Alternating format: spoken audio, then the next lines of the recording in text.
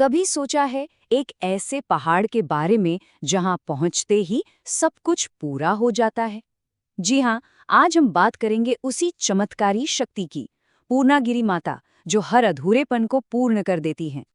तो आखिर ऐसी कौन सी दिव्य शक्ति है पहाड़ों में जो हर चीज को कंप्लीट कर देती है? चलिए मेरे साथ इस सफर पे और जानते हैं इस राज को।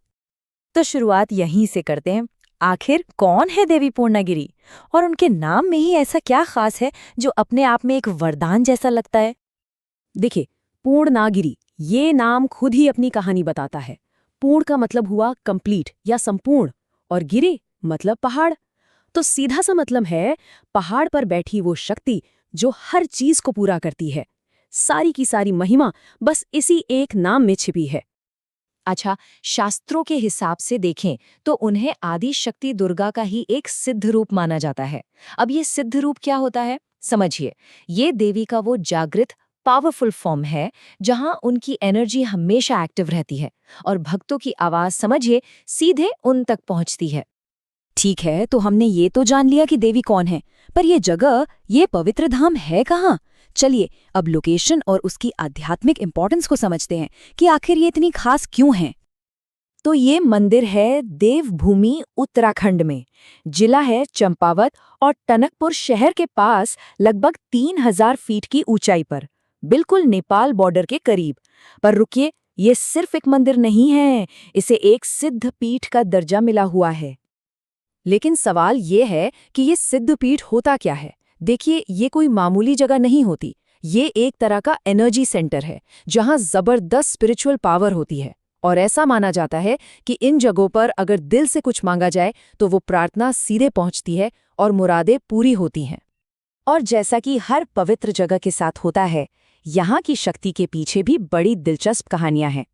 असल में 2 कहानियां हैं जो सबसे ज्यादा पॉपुलर हैं, और दोनों ही इस जगह की इंपॉर्टेंस को अलग अलग एंगल से समझाती हैं। तो यहाँ ना 2 अलग अलग तरह की कहानियां हैं। एक तो है पुराणों वाली कथा जो भगवान शिव और देवी सती से जुड़ी है। उसके हिसाब से यहाँ देवी की पूर्ण शक्ति आकर बसी थी। और दूसरी है एक लोकल कहानी जो वहाँ के साधकों के एक्सपीरियंस पर बेस्ड है। कहते हैं कि देवी ने खुद उनके सपनों में आकर उनके दुख दूर किए और इस जगह को मुरादें पूरी करने वाला बना दिया।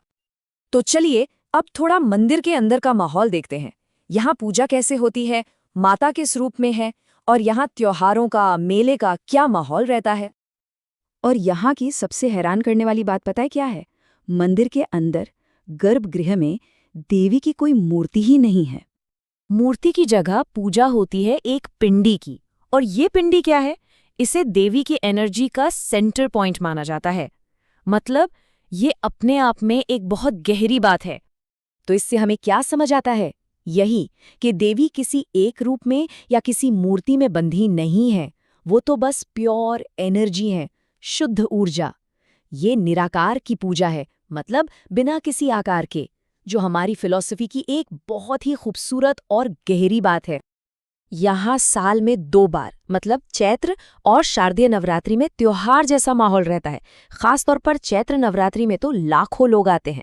भक्त लोग माँ को नारियल, लाल चुनरी, मिठाई, ऐसी सात्विक चीजें चढ़ाते हैं। और एक और खास बात, यहाँ किसी भी तरह की बलि की प्रथा नहीं है। इससे पता चलता है कि ये जगह कितनी पवित्र और शांत है। अब आते हैं सबसे बड़े सवाल पर। आखिर वो क्या चीज है जो लाखों लोगों को इतनी मुश्किल चढ़ाई चढ़ने पर मजबूर कर देती है? वो माँ से मांगते क्या हैं? देखिए, ऐसी मान्यता है कि माँ पूर्णागिरी के दरबार में हर किसी के लिए कुछ न कुछ है।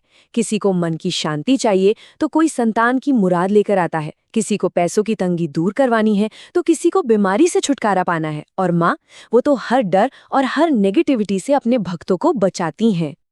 और इसी गहरे विश्वास ने एक कहावत को जन्म दिया है कि माता पूर्णागिरी के दर से कोई खाली हाथ नहीं लौटता। और सच कहूं तो यही वो अटूट विश्वास है जो हर साल लाखों लोगों को यहाँ खींचकर ले आता है। तो एक बात साफ है, पूर्णागिरी माँ का रूप डराने वाला या गुस्से वाला नहीं है। वो तो एक माँ है जिनका काम है पालना, पोषण करना और जिंदगी में जो कुछ भी बिखर गया है उसे फिर से जोड़ना।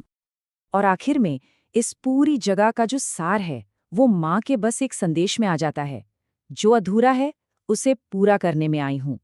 सोचिए, ये सिर्फ एक लाइन नहीं है, ये तो कंप्लीट होने का एक डिवाइन प्रॉमिस है।